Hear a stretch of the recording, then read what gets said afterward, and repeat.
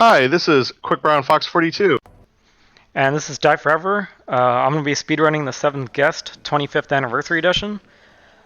And Quick Brown Fox will be commentating for me because it is very hard to talk while playing this. The 25th Anniversary Edition added the ability to skip all cutscenes and animations, which means it is very fast.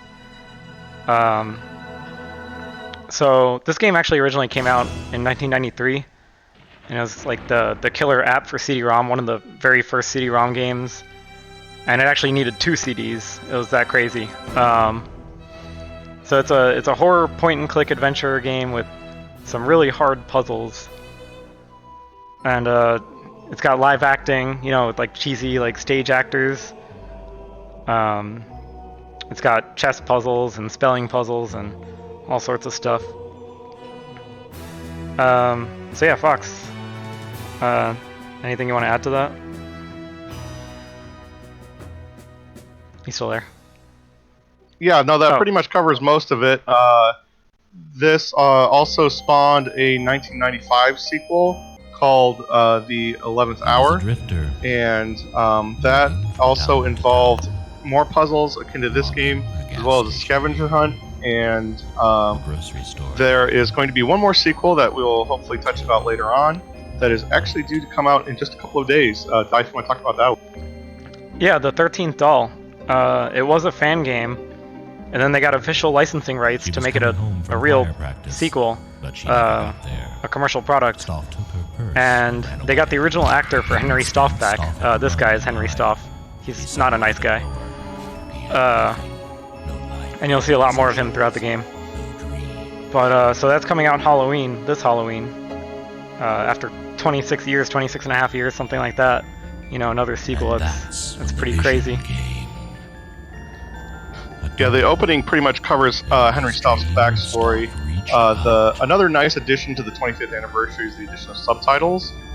They weren't in the original game, so that's always nice, especially for streamers, to help get the story to the audience.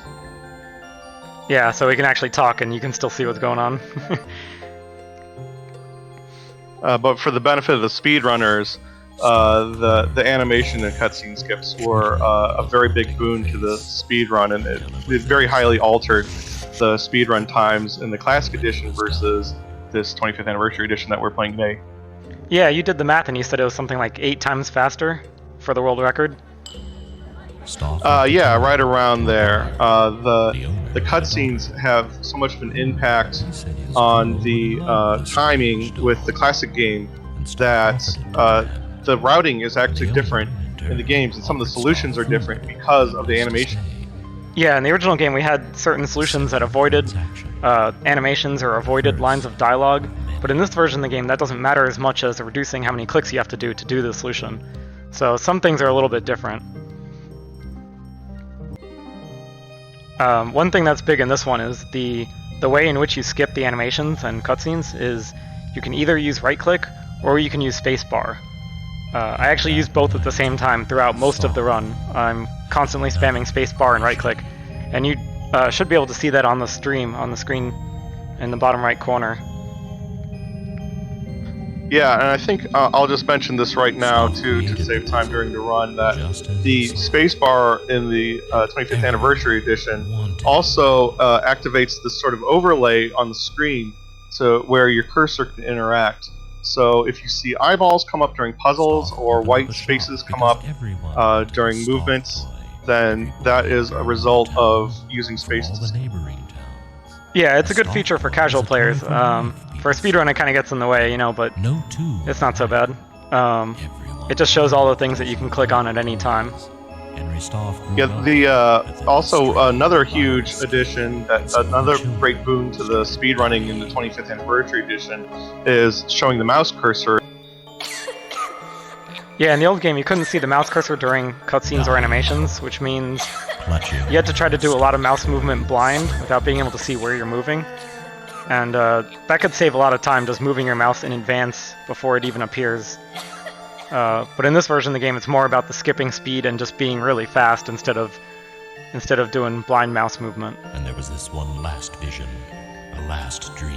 So now we sort of have Stoff's backstory, and now we're starting to get into the setting of the game itself. You can see one of the guests, Brian Dutton, approaching the house. Yeah, we're about to meet all the guests right now, or the 6 guests. We'll see the 7th guest later, but these are the 6.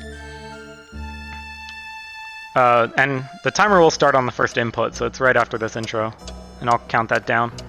This is Martine Burden. My, isn't this a cheery place? The actress who played her was also the casting director for the game.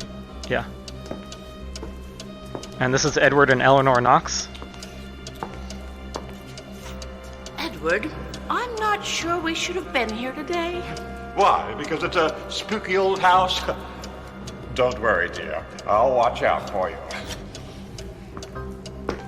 One more trick we have in the speedrun is if you hit the M key to open the map and then you close the map again, it does what's called a map warp.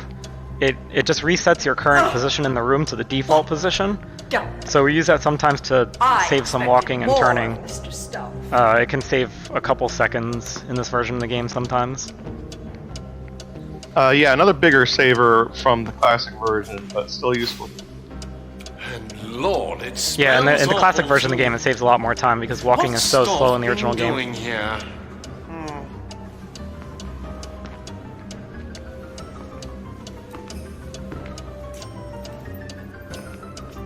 Oh, we forgot to introduce. That was Brian Dutton. This is Hamilton Temple, and the one before Brian Dutton was Julia Hine.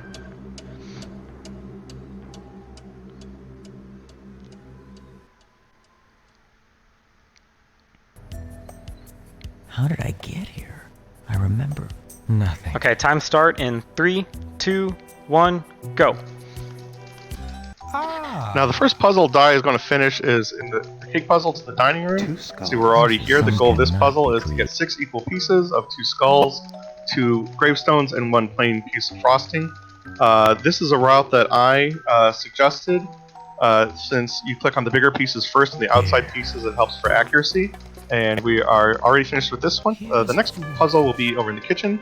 It is to arrange a set of cans to form a complete sentence, but only using Y as vowels. Now this is another one that I mapped. There are 6 cans that are in the right places, and another 6 pairs that require 1 swap, and then a few other cans that require like a loop of 3, like A to B, B to C, and then C back to A. Those are pretty much the ones that involve the rare letters such as B, M, H, G, other letters that occur only once. And I mapped out the swaps that need to be made, but I kind of put the movements in order to minimize time. This is a great puzzle. This is actually a puzzle that you do in a different order in the classic edition, because the animation of the spikes coming up out of the ground when you have the top half circle and the gap in the bottom actually takes a long time. So we do 2 extra moves there, but we do the short shouldn't have turned that. Maze.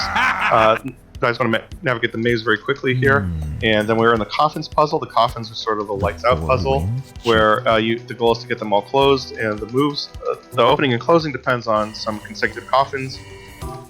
So this is one that Die's going to solve pretty quickly. That's that one. Now we're back in the kitchen. We're going to warp really quickly to the entry of the foyer, and then we're going to go to the gaming room for the Queen's puzzle. The goal of the Queen's puzzle is to get 8 queens that will not attack each other. Of course, queens move vertically, horizontally, and diagonally. That's that puzzle down. Then we're going to do the Bishop's puzzle. Which way should Sorry, the screen cut for just a second there. Now the goal of the Bishop's puzzle is to swap the black and white bishops, but while swapping them, the bishops can't be in a position where they attack each other. You can see Die is moving the light-colored, the light square bishops first, and then he'll do the dark square bishops second. The same moves, just mirrored.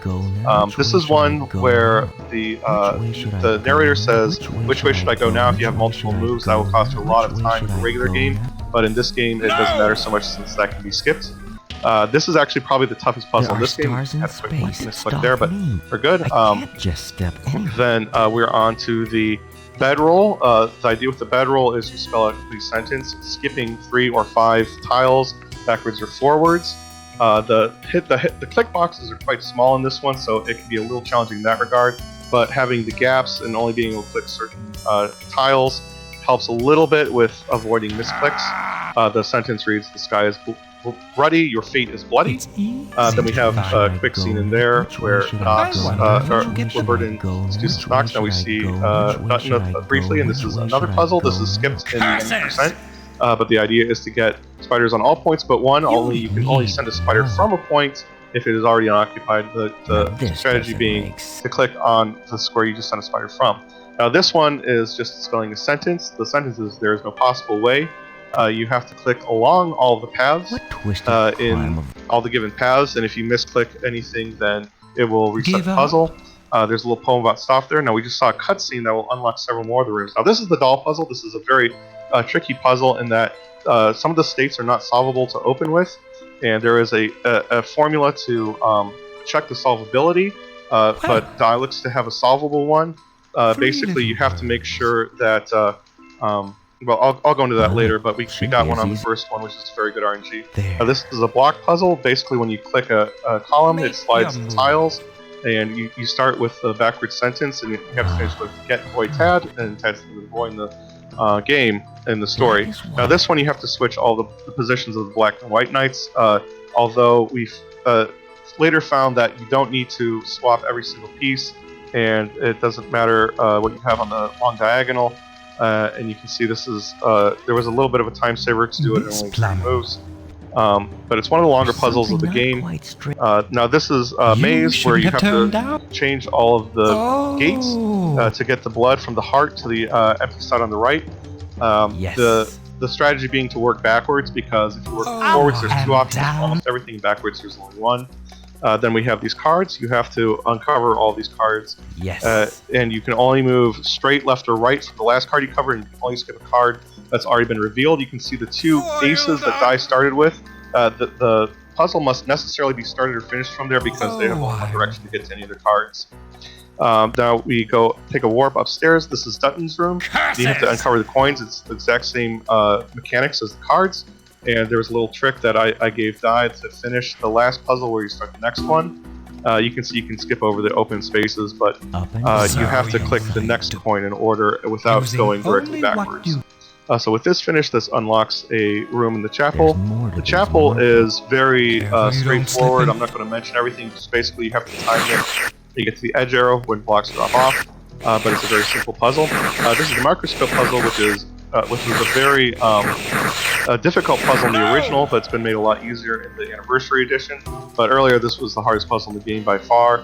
It even spawned its own standalone game because it was such a good challenge for players. Now we warped to the art gallery, the warps in the floor. Now we have the painting puzzle, which is actually just like the coffin puzzle, except it's got 3 states. It's got red, green, and normal, and the object is to set everything to normal. What Die basically does is he basically goes through the puzzle a little bit to get to a more solvable state, and then solves that state. Now we have the piano puzzle, and the piano puzzle is very difficult. You can see Die is canceling, each of the key movements has an animation that Die is canceling out very quickly. Basically this is like a memory game, like Follow the Leader, where Stoff plays an example and you have to copy him. It adds 1 note on every time. You can see from all of the eyeballs that show up when Die is doing animation cancels that there's actually quite a few keys. Even though you don't use anything lower than the B almost in the middle of the keyboard, there were actually keys and sounds and animations produced for every single key used. So Die is going through this and skipping all of Stoff's animations since we have the solution memorized, of course. This is a very, very difficult puzzle to not misclick on in both versions, and this is also the longest puzzle in time duration to solve in both the classic and the current edition, given that your play is perfect and that you know the solution immediately. The total solution comprises 18 notes that plays the main theme of the game. Speaking of which, the main theme of the game, the soundtrack to the game, is actually really good. Each character sort of has a motif. I believe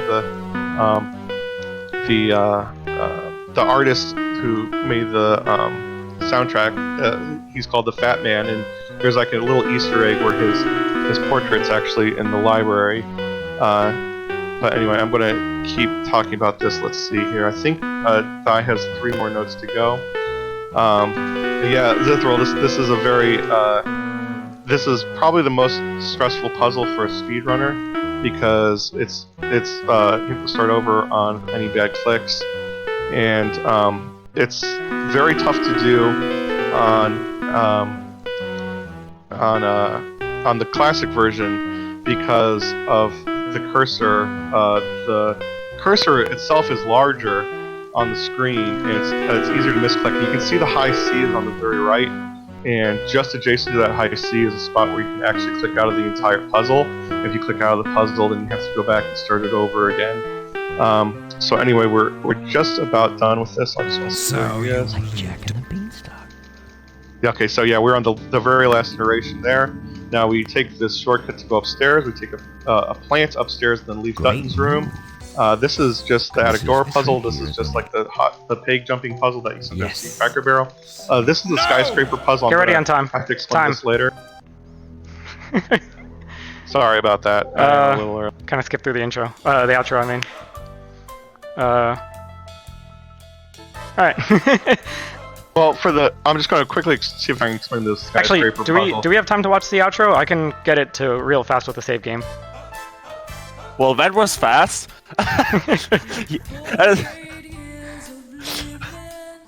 You definitely have time to watch the outro. Like, we're so far ahead of this. I mean, unless, hold up. Give me a second. Yeah, Did you say something about doing a bonus run, potentially? It would be like an hour long, I guess. Well, unless I do any percent. Let me check. Would it be like, because you said something about like cutscene, would it be the same run just with cutscenes or something different? Back for more? I could, Because I didn't really understand that setup. Yeah, I mean, I could either do the same run without skipping, with the, having the cutscenes, or I could do an any percent, which would be a little quicker. If slower, it's fine with an any percent bonus run, because we've got, what would be the ESD for that? Sorry? What would be the estimate for a bonus run for that, like that? Any percent would be like a 8 minutes estimate, I guess. With cutscenes, it would be, I don't know, maybe 40, 45 minutes, something like that. It's actually not a real category. I don't think we can do 45, but I'll ask Flo if he is. Help me! Someone, please!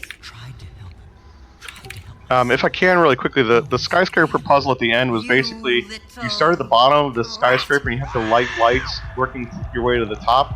And whenever you get to, there's 4 different styles of window frame and 4 directions you can go from each one. And you have to assign a direction from each window frame, so whenever you hit that style of window frame, you'll go that direction each time. And it's actually a little complicated. Most people solve it before they understand the rules.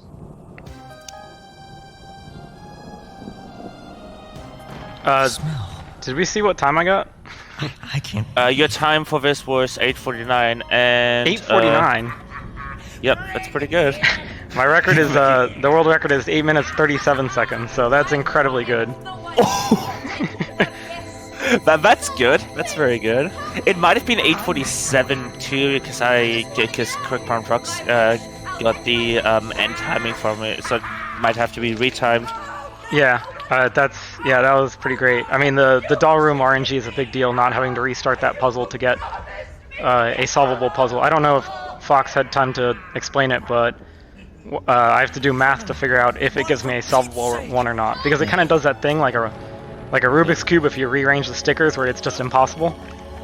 It does that too. You are free to do any percent if you want. Unfortunately, I can't update the title because I have duplicate source on and already all the text set up for the next run. So you're fine with that, but you're free to do an any percent bonus run if you want. Okay, cool. So I guess I'll explain it real quick. This was all puzzles. I solved all the puzzles without cheating. In any percent, the microscope puzzle is optional in this version of the game, so I don't need to look at it at all. I just run right past it. But there are 4 puzzles that I use the in-game help system to solve for me, and those are just the 4 longest puzzles. It doesn't have anything to do with difficulty or anything like that. It's just we pick the longest ones, the ones that save time, because the in-game help system takes quite a bit of time to walk back and forth in order to get it to solve the puzzle for you. So yeah, it's the bishops is just barely long enough where it's faster to cheat it, and then there's also the piano and the knight's puzzle, and Microscope. Microscope's optional. We don't have to do it in this version. Oh, That's the original game, is the microscope. Yeah. Whether to skip a puzzle with the hint book, it boils down to how long the puzzle is plus how long it takes to get to the hint book. So the ones we skip also happen to be very quick to get down to the... Okay, so I guess let's get going on that. We can skip the intro this time, I guess. The world record for any percent is actually faster than the intro itself, because it's 6 minutes. Wait, what is my? I think it's 5:58 or 6:58, something like that. I don't focus on any percent as much because I think all puzzles is more interesting. But yeah, and then the intro is like 7 minutes, so. Yeah, you basically have to take the time that we took here, and you skip all the optional puzzles, which was the blood maze, the cards, the spiders, and I guess the microscope. No, well, you're actually thinking of the original game. In this version of the game, they did make those puzzles required. The spiders, the cards, and the heart maze. Those are required here, unfortunately. Oh, okay. I honestly, I don't own this version. Yeah, they changed some things. Edward, I'm not I think they actually grabbed a lot of the code, and I know they grabbed a lot of the audio from the CDI version of the game. Don't worry, dear. I'll watch out for you. But they kept the video from the original game because the original DOS version of the game has higher resolution video. The CDI version was interlaced video, so it doesn't look quite as good, although it's kind of subjective for some people. I expected more of Mr. Stone. This is Julia Hine. I know we forgot to introduce her last time. But let's get ready to start time. I can skip the rest of this intro. So let's do... How did I get here? 3, 2, 1, go. Alright, I'm going to see if I can make any more commentary. Another interesting part of the cake puzzle is there's actually multiple solutions to it, and I haven't quite calculated all of them, but I think it's somewhere around 8. But like I said, I like this version because your mouse goes in basically... there aren't many turns to it, and all the pieces are... Oh, were you going to see that cutscene? I thought we were doing any percent. We don't have 45 minutes, right? Oh yeah, we're doing any percent. Okay. Okay, you threw me off. I was like, wait a minute. I couldn't remember for just a second there. All right, so we're redoing the cans. Like I said, I think it takes a total of what is it, 6 and 3 and 3 and 4 and 5 moves. So that's 1 move. And then the grate. Well, I'll mention the maze now. I think I said everything about the grate. But the maze is actually a very well set up puzzle because it sort of counts on the user to use the player to use sort of intuitive maze solving algorithms, and it's designed to take a very long time to do that. The 4 wins. So there was also a shortcut we developed for the coffins that Die still uses. If you add up the corners plus the center, if you add the number of open coffins for that, if you get an odd number, then you actually have to click the middle coffin. The middle coffin is the only one that toggles an odd number of those coffins, and that greatly helps reduce the solve time. I saw Die made a slight mouse slip there, There are stars in placing a piece. You could see that it eliminated all the pieces that it attacked, so that is a very crucial area to get right on speed running. And in the original game, the animations also take quite a bit longer, and it's a big time killer if you make any mouse slips there. Yeah, it would have been a reset, honestly. This is gonna be the first puzzle that we skip. Don't you just love?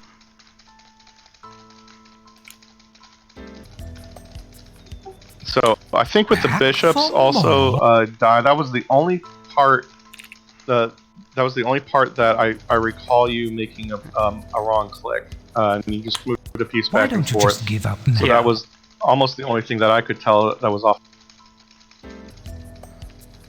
Now you can see that Die goes downstairs to the library each time, and he checks the hint book. The hint book is a book it's always on the coffee table. Every time you have a puzzle, and it provides you with a hint. And when you get to the third hint, it just says the puzzle solved. It toggles the puzzle solved. It was kind of a good addition for a game that would have been a very difficult puzzle game in its time. Well, it's still very difficult now, but it was good so that you wouldn't get completely hung up, and you'd have to abandon the game if you got to a puzzle that you just couldn't solve. What twisted They crime? also had separate books. Since this was 1993 and the internet was not all that widely used, have to start there were whole separate books that were like manuals that detailed all the solutions and gave you more detailed hints. And today I'm very ashamed to say that I owned the book, the hint book for this and for the 11th hour as well. If you own the Steam copy, then it actually comes with the strategy guide and stuff in PDF format. So everyone owns them now, no shame. It's there. Yeah, well, I owned it back in the day, so you can see with the blocks when they start, they actually spell get void tad completely backwards in the starting position. So you actually don't wind up having to move either the middle or So this is another one that obviously we're taking a shortcut. The shortcut is actually to go down the sink. When you go down the sink, it gives you a little animation. You end up coming out of the library door. There are a few places in this game where where you travel rather supernatural. Yeah, in this you can kind of see where you work to the end. Working to the end is a very easy strategy because you usually only have one option to move instead of two if you work from the beginning. Yeah, and you mentioned that we move supernatural, and you guys already saw the end of the game, so Fox, if you want to explain that. The very end? Well, why you can move supernaturally in this game. Oh yeah, so you're sort of you're not really a corporeal body yourself playing. You actually there's a bit of a plot twist at the end if I can give that away. So spoiler alert, but it turns out that you're actually the young man who sneaks in the house, who is the titular 7th guest, who was not formally invited by staff, but sneaks in anyway, and you're sort of the object of the game. What the other guests are trying to, you hinge on what the other guests are trying to do, and so at the end it's revealed that you're the boy who's been trapped and manipulated all this time, and by sort of solving everything, you break out of this time loop and you save yourself. So you can see that we're skipping the piano puzzle here, and you can appreciate how much faster it is. We're already done, and then we take there's another shortcut off the fireplace in the library. That when you go through it, you have the attic door right behind you. Yes. Ready on time? Instead of going up the stairs. And time.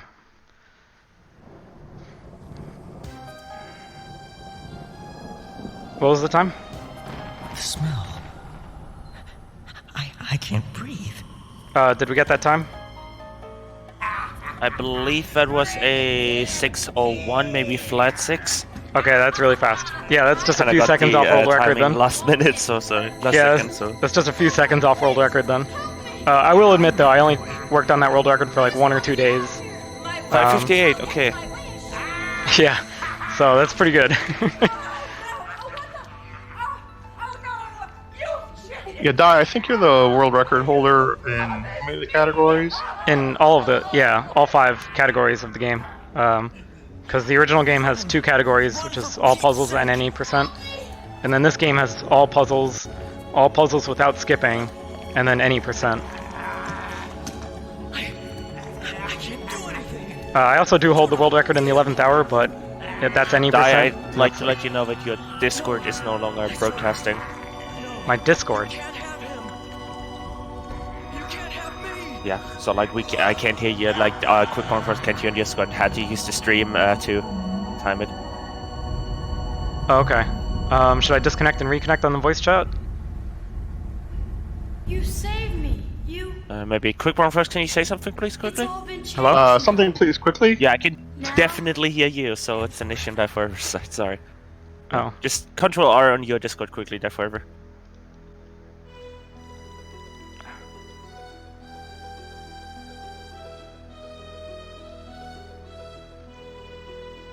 Can you invite me back into the voice chat, the live voice chat?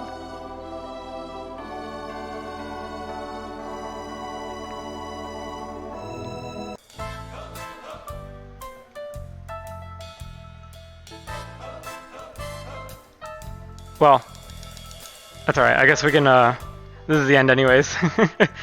So, thanks for watching, guys. I think that wraps it up. I don't think they're gonna ask me to do another bonus run.